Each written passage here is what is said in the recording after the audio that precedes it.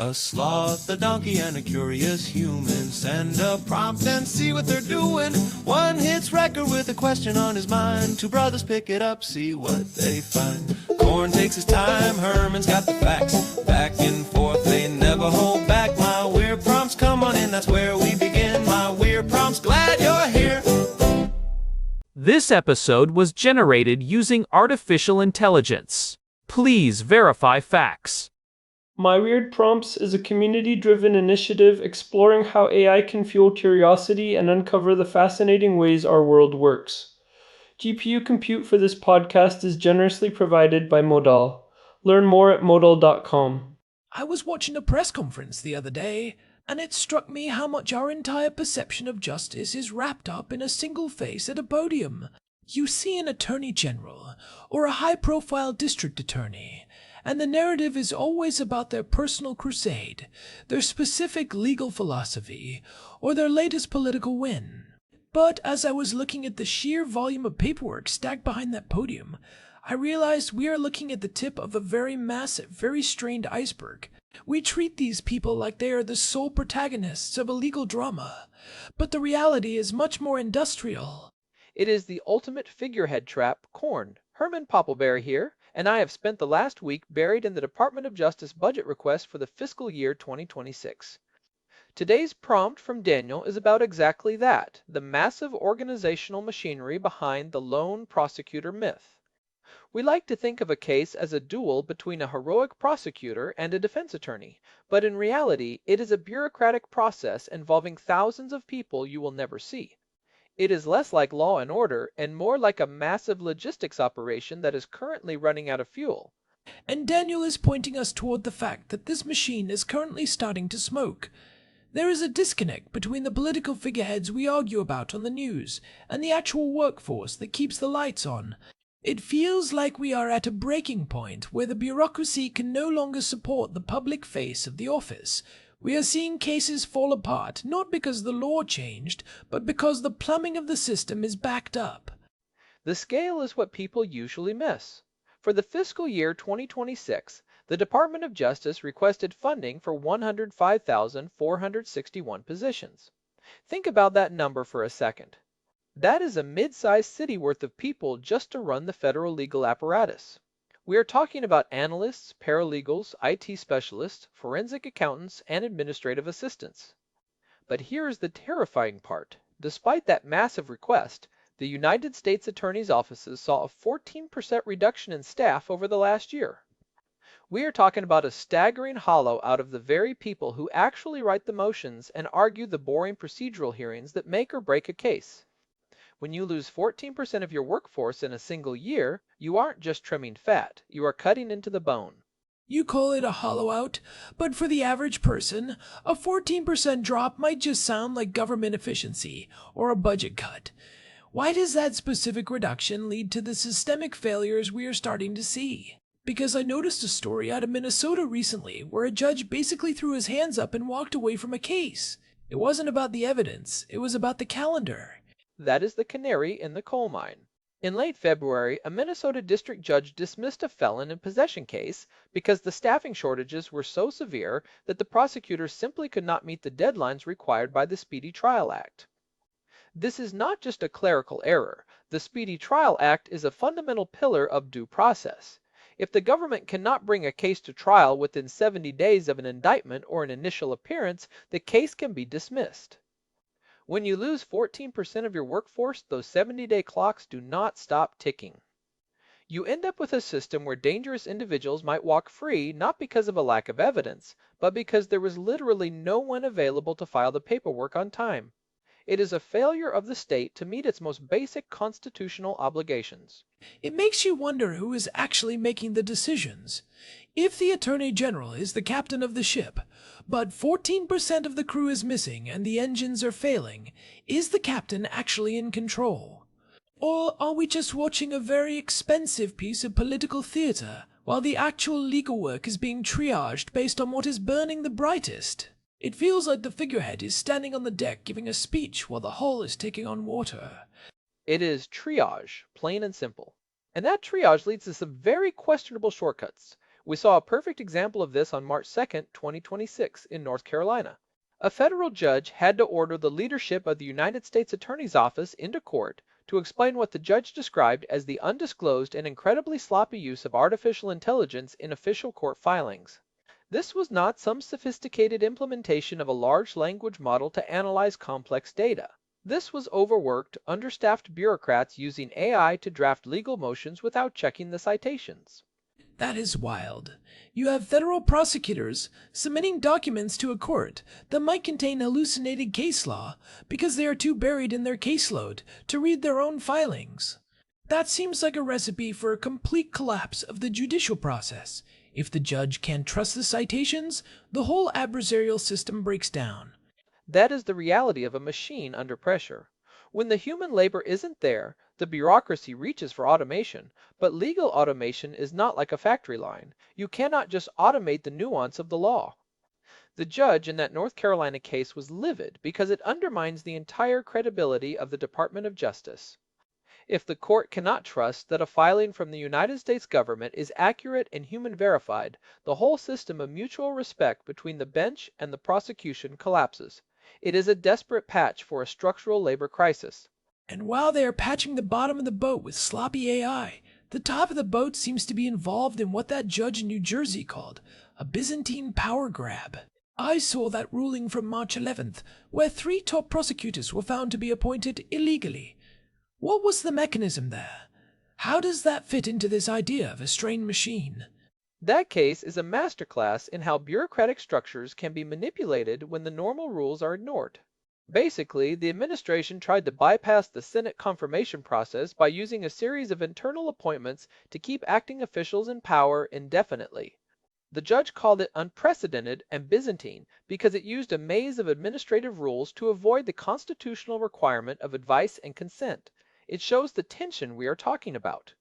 On one hand, you have a staffing crisis at the ground level, and on the other, you have an executive branch trying to consolidate power by installing figureheads who haven't been vetted by the legislature. They are trying to tighten the grip at the top because they are losing control of the bottom. So you have a hollowed-out middle and a top-heavy, politically aggressive leadership. That sounds like a recipe for a complete breakdown in public trust. It makes me think about how different this looks compared to the United Kingdom. Daniel mentioned the Crown Prosecution Service, or the CPS, and their recent investigations into Bob Vylan and the group Kneecap. How does their centralized model compare to our fragmented system here in the States?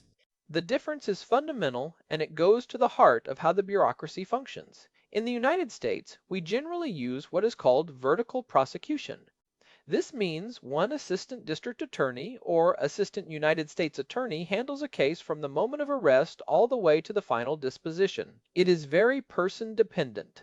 If that one attorney is overwhelmed, or if they quit because of the 14% staff reduction, the case stalls or falls through the cracks. The United Kingdom uses the Crown Prosecution Service, which is a centralized national body. They act as an independent gatekeeper between the police and the courts. And they use something called the full code test, right? I remember reading about this in relation to the Bob Vylan investigation. How does that test act as a filter for the machine? The full code test is their primary filter, and it is much more clinical than the American system. It has 2 distinct stages. First, the evidential stage. The prosecutor asks, is there enough evidence to provide a realistic prospect of conviction? This isn't about whether they think the person is guilty, but whether a jury is likely to convict based on the admissible evidence. If the answer is no, the case stops right there regardless of how much the police or the public want a prosecution. If it passes that, they move to the public interest stage. Is it in the interest of the public to pursue this specific case?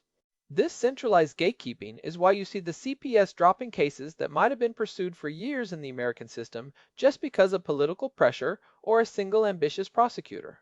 But wait, the CPS is currently investigating Bob Vylan again. This is after they dropped a similar investigation last year into him and the group Kneecap after their Glastonbury performances. For those who don't know, Bob Vylan, that is V.Y. Elon, is a political punk artist, and Kneecap is an Irish hip-hop group featuring members like Mo Chera, that is Mokhara, and Mogley Bop, or Maugeley Bop. On March 15, 2026, which was just a week ago, the CPS and the Met Police launched a new probe into Bob Vylan because of chants like death to the IDF at an Al Quds Day march in London. If the CPS is this independent gatekeeper, why are they circling back to the same artist? This is where the technical threshold of the full code test gets really interesting. Last year, the CPS dropped the investigation into Bob Vylan and Kneecap because they determined there was insufficient evidence to meet the criminal threshold for incitement to violence or racial hatred during their stage performances. They basically said that provocative art, even if it is offensive to many, does not automatically cross the line into a crime. But the new investigation into the Al Quds Day March is different because it is not a stage performance. It is a public demonstration. The CPS has to apply that full code test again to a new set of facts. Does a chant calling for the death of a national military force cross the line into incitement of violence against a protected group in a public square? As someone who is pro-Israel, I find those chants abhorrent, but from a legal standpoint, it is fascinating to see the machine work. In the US, a district attorney might be tempted to charge someone just to make a political point, knowing the case might fall apart later, but the CPS model is designed to prevent that. They are supposed to be the sober adults in the room who say, look, this is offensive, but it doesn't meet the legal definition of a crime. We actually talked about this tension between art and incitement back in episode 1452 regarding the legal war on radical speech. It is the same battle, just a different theater. And that is why the CPS is taking so much heat. They took the heat for dropping the Glastonbury investigation, but they stuck to their technical criteria. The current investigation from March 15th is the real test of their consistency. If they find that the context of a march changes the legal threshold compared to a concert, it will set a massive precedent for how the United Kingdom handles political speech in 2026. It is a much more clinical, bureaucratic process than the American system, where a single ambitious prosecutor can turn a controversial tweet into a multi-year legal battle just to get their name in the headlines. It is a contrast in how you manage the bureaucratic load. The UK system uses a central filter to keep the dross out of the courts, so the machine doesn't get overwhelmed. In the US, we seem to just throw everything at the wall and then complain when the prosecutors are too busy to show up for a trial in Minnesota. But even in the US, we are seeing some offices try to specialize to handle the bloat. Look at Alvin Bragg in Manhattan. He's the first black district attorney in that office, and he has completely reorganized the place to deal with the sheer volume of cases. Bragg's office is a great case study for the scale of urban prosecution. The Manhattan District Attorney's Office is essentially a large corporation. Bragg has expanded specialized units like the Hate Crimes Unit, which now has 20 assistant district attorneys. He also has a Pathways Division with 19 attorneys focused on alternatives to incarceration. When you have thousands of cases a year, you cannot rely on the old school model of a generalist prosecutor doing everything. You have to create these specialized silos. It is an attempt to make the machine more efficient by breaking it into smaller, more manageable parts. But does that specialization actually help, or does it just create more layers of bureaucracy? Because if you have 20 people in a hate crimes unit, they are going to find things to prosecute, right? It creates an internal pressure to justify the existence of the unit. You end up with a machine that is hungry for more input to keep its gears turning. There is definitely a risk of mission creep. But the counter-argument is that without that specialization, complex cases like hate crimes or police accountability just get buried under the mountain of retail theft and drug possession cases. Bragg is trying to use the bureaucratic structure to signal his priorities. By moving resources into a post-conviction justice unit, he is saying that the office's job doesn't end when the verdict is read. It is a massive shift in how the machine views its own purpose. But again, this requires massive funding. It is also a massive budget. I was looking at the California Department of Justice proposal for 2026 to 27. They are asking for $1.3 billion and over 6,000 positions. $1.3 billion. You could run a small country on that. And yet, we still hear about backlogs and staffing shortages. Where does the money actually go? If we are spending over $1 billion in one state, why is the system still smoking? It goes into the sheer complexity of modern evidence. Think about a standard criminal case 40 years ago. You had a witness, maybe a fingerprint, and a police report. Today, a single case can involve terabytes of body camera footage, cell phone records, encrypted messaging data, and forensic accounting. The bureaucratic machine isn't just people, it is the infrastructure required to process that data. That is why you see offices like the one in North Carolina reaching for AI. They are drowning in digital discovery. The $1.3 billion in California isn't just for lawyers, it is for the servers, the data analysts, and the technicians required to make sense of the digital trail we all leave behind. And that brings us back to the human element. If the machine is drowning in data, the people at the top, the figureheads like Alvin Bragg or Pam Bondi, who is often discussed in the context of Federal Department of Justice leadership, they are increasingly disconnected from the day-to-day reality of the courtroom. They are managing a political narrative while the attorneys at the bottom are struggling to find a working printer and trying to figure out if their AI-generated motion just cited a case that doesn't exist. It is a dangerous divergence. It is. When the leadership is focused on high-level policy and the staff is focused on survival, the middle ground of justice gets lost. When the system is strained, it becomes much easier to use the law as a blunt instrument against cultural targets, because nuance requires time and resources that these offices simply do not have. We are seeing the erosion of the gatekeeper function. Instead of carefully weighing each case, the system either ignores it or hammers it with everything it has.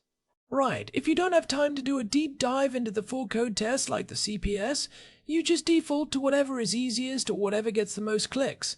It is the path of least resistance in a high-pressure environment. I think that is what Daniel wanted us to really chew on. The idea that the structure of the office determines the outcome of the law just as much as the statutes themselves. The bureaucracy is the filter through which all our laws must pass. It really does.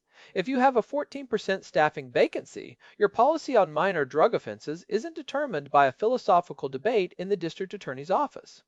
It is determined by the fact that you literally do not have a body to stand in court and prosecute it. De facto decriminalization often happens not because of a political shift, but because of a human resources crisis. We are seeing the law being rewritten by attrition. So what should we be looking for? If the figurehead is a distraction, what are the actual metrics of a healthy legal system? Because it feels like we are flying blind if we just listen to the press conferences. How do we, as citizens, actually judge if the machine is working? You have to look at the budget to staffing ratios and the Speedy Trial Act dismissal rates. Those are the real leading indicators. If you see a rise in cases being dismissed for procedural delays, like we saw in Minnesota, that is a sign of systemic collapse. It means the government has lost the ability to exercise its most basic function. And keep an eye on these AI disclosure orders. If more judges start hauling prosecutors into court to explain their filings, it means the quality control of the Department of Justice is failing. These are the cracks in the foundation. It is a bit grim when you realize how much of our civil society depends on the administrative competence of people we will never meet. We spend all our time arguing about who the Attorney General is, but maybe we should be spending more time worried about why the entry-level prosecutors are all quitting. If the foundation is crumbling, it doesn't matter who is standing on the balcony. The entry level is where the rubber meets the road. If you cannot recruit and retain talented young attorneys because the workload is soul crushing and the tools are broken, the entire pipeline of future leadership disappears. You end up with a system run by the people who weren't talented enough to leave, using automated tools they don't understand to manage a caseload they can't possibly process. That is how you get the sloppy AI filings and the Byzantine power grabs.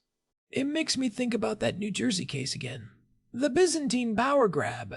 If you can't fill the ranks from the bottom up, you start trying to manipulate the top down just to keep the machine appearing functional. It is a house of cards. You are bypassing the Senate because you are desperate to keep the lights on, but in doing so, you are destroying the very legitimacy you are trying to protect. And the stakes are people's lives. Whether it is a performer like Bob Vylan facing an investigation that could chill free speech, or a victim in Manhattan waiting for a specialized unit to take their case seriously, the efficiency of the bureaucracy is the difference between justice and just a very expensive mess. We are asking a 1990s organizational model to handle 2026 levels of complexity, and it is failing. I think the takeaway here is that we need to stop falling for the lone prosecutor myth. When you hear a politician talk about what they are going to do with the Department of Justice, you should be asking, okay, but how many vacancies are in the United States Attorney's offices, and what is your plan to fix the discovery backlog? Because without those answers, the rest is just noise. We need to focus on the plumbing, not just the paint job. It is all noise without the infrastructure. We have spent decades adding more laws and more complex regulations, but we haven't scaled the human machinery to handle them. We are trying to run a high-tech legal system on a skeleton crew, and the cracks are turning in the canyons. If we don't address the staffing and the technological failures, the figurehead at the podium will eventually be standing in front of an empty office. Well, on that cheerful note, I think we have thoroughly deconstructed the machine. It is a lot to think about, especially the next time you see one of those dramatic courtroom scenes on television. Just imagine 40 people in a windowless basement behind that prosecutor, all of them overwhelmed, underpaid, and looking for an AI shortcut just to get home before midnight. And at least one of them is probably listening to this podcast while they wait for a massive discovery motion to download. Let's hope they aren't using us for legal research. That would be a whole different kind of disaster. We are here for the prompts, not the precedents. I think we are safe there, but it is a fascinating look at the hidden giants of our system. We actually touched on some of these invisible architects back in episode 1186, if you want to go deeper into who actually writes our laws and opinions. It is a very similar theme of hidden labor, and the people who actually move the levers of power while the figureheads take the credit. Definitely worth a listen if you want to see how deep the rabbit hole goes. But for today, I think we have given people plenty to chew on regarding the state of the prosecution machine. It is a system under pressure, and the next few months will tell us if it can hold. We have. And as always, thanks to our producer Hilbert Flumingtop for keeping our own little machine running smoothly without any AI hallucinations. And a big thanks to Madal for providing the GPU credits that power this show. We couldn't do these deep dives into the bureaucratic abyss without that technical backbone. This has been My Weird Prompts. If you are enjoying the show, search for My Weird Prompts on Telegram to get notified whenever a new episode drops. We have a lot more of Daniel's prompts to get through. We will be back soon. Until then, keep an eye on those speedy trial metrics, and maybe check the citations on your next legal filing. Goodbye, everyone. See ya. This episode was generated using Gemini Flash 3. Text-to-speech engine was Chatterbox. Thanks for listening to our show, My Weird Prompts, where our thoughts go from slow takes to facts on cue. We change and follow through. My Weird Prompts, that's the close from sloth, from man, from long-eared host. My Weird Prompts, until next time, stay curious, keep weirding.